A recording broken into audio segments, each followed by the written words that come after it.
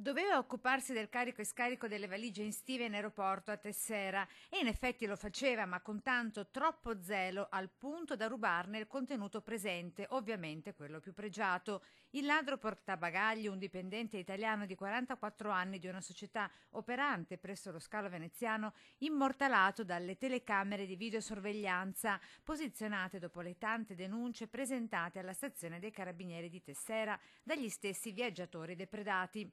Il ladro portabagagli sorpreso rubare di tutto: telefoni cellulari, gioielli, carte di credito e di debito, banconote estere. Nella mattinata di ieri scattata la perquisizione a casa da parte dei militari. A quanto si apprende, i furti avvenivano prima del decollo degli aerei o subito dopo l'atterraggio, prima della riconsegna agli ignari viaggiatori delle valigie. Numerosi gli oggetti recuperati, i carabinieri invitano i derubati a sporgere denuncia quanto prima, al fine di restituire il materiale rinvenuto agli stessi legittimi proprietari.